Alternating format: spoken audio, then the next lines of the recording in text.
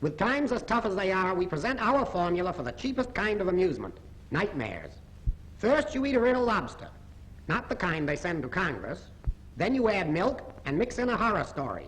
We've all heard of the worm that turned, but this is the bookworm that turned, inside out. Of course, if you can work up a chill, it helps. And a little ptomaine poisoning will get your mind off your other troubles. And when you get that delicious feeling which is a cross between delirium tremens and the 7-year itch, you know that something will come up any minute. Oh, oh, oh. A good nightmare always begins in a dark cellar with a coffin. The caretaker comes down to see that all the ghosts are locked up for the night. He'd better keep away from the casket or he'll be coughing. Grrr! But he doesn't care. You can see how brave he is. So he decides to ask the guy his name and how he feels. Why, it's Dracula, the guy who invented necking. The caretaker decides to run out and have a good fit. He's afraid that Dracula may want a blood transfusion any minute. But when he tries to go away, he meets himself coming back. It looks as though he's having his ups and downs. He acts like Congress and always ends up where he started. This exercise is good for water on the knee, water on the brain, and other naval diseases. It is also a good way of enjoying the jitters without drinking alcohol. The poor fellow is afraid to go to bed, so he sleeps in a hammock. Dracula wants to start his stuff. He thinks he's clever, but we can see right through him. So the caretaker comes downstairs with a hatchet. I don't know how he got upstairs, but anything can happen in a nightmare.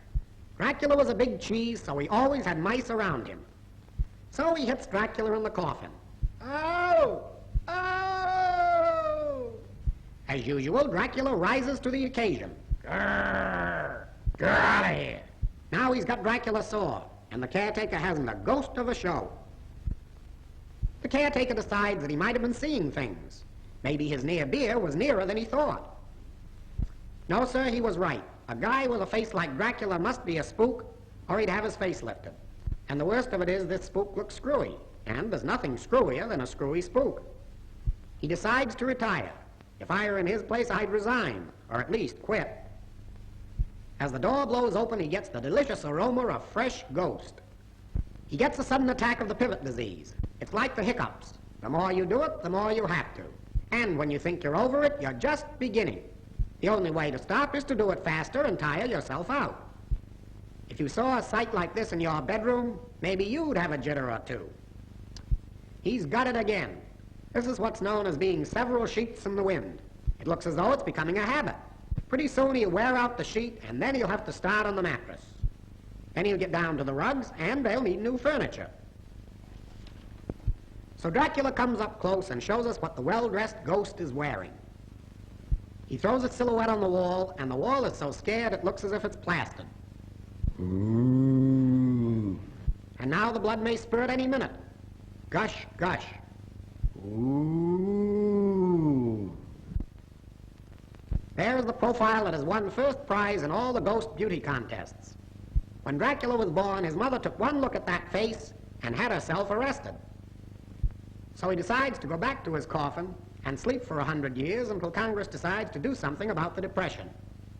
Well, well, what a nightmare. Think of having Dracula and the monster from Frankenstein in the same dream. He's asleep. But maybe if we talk in his own language, we can wake him. Ah! You see, it's very simple, if you know how to handle your monsters.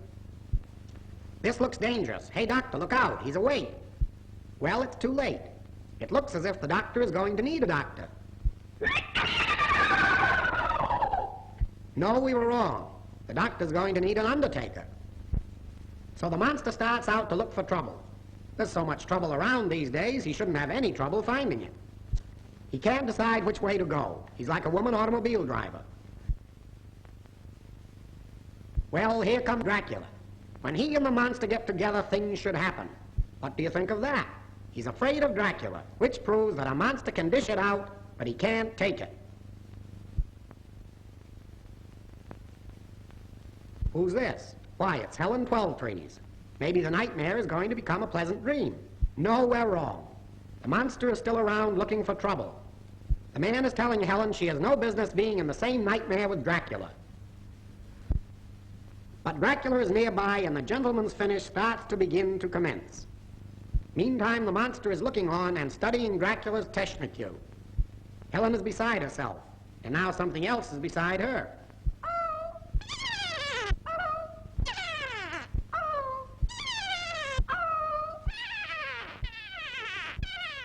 Grrr! There's nothing for Helen to do but faint and wait for the nightmare to be over. Dracula's income tax was due, and he had to get some money. When night came, Helen had decided to call it a day. But she forgot to take her jewels off, and they look like ready money to Dracula. He has to be careful because Helen is very ticklish around the neck. In fact, it's a very ticklish situation. And of course, the monster is taking it all in. But suddenly Dracula throws caution to the winds and his fingers to the windpipe.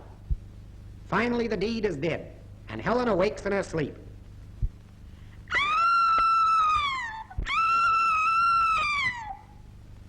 When Helen tells the young man she saw a ghost, he says he'd like to see one too. Well, it's too bad.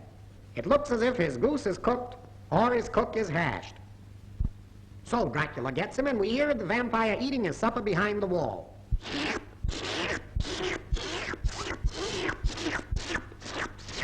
It's becoming tough. Every time Helen talks to a man, Dracula gets him. At this rate, she could never get married because she'd be a widow every 15 minutes. It looks as though Dracula has finished his entree and is coming back for the dessert. The monster is still around, and he's getting a lot of bad ideas. There comes Dracula in disguise, but we'd know him anywhere. You can always recognize him by the fourth toe on his left foot. The monster thinks chasing women is a lot of fun. In fact, he decides to try it himself. And here is little May Clark. She's going to be married, and as you see, she's jumping with joy. In the background is the monster ready to try out Dracula's technique. If May had eyes in the back of her head, she'd faint. Hey, May, psst, psst. It's psst, psst. Too bad. We tried to warn you, May. Boo. Ah. Boo. Ah. Boo. Ah. Boo. Ah. So she starts to run with a monster behind. They start to play follow the leader. Then it becomes ring around the rosy. May is so scared she's running around in circles. If her fiancé sees her, he'll think she's nutty. She finally tells the monster she can't play anymore because she's got to be married. The poor monster is broken-hearted because nobody's afraid of him. He has to sit down all day because when he stands up, his feet touch the floor. But finally he sees what he wants and decides to go after it. What can it be? Maybe it's Dracula. Whatever it is, he wants it.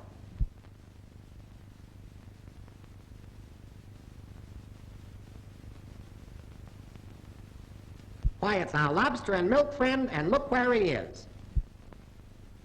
He better look out or the monster will get him.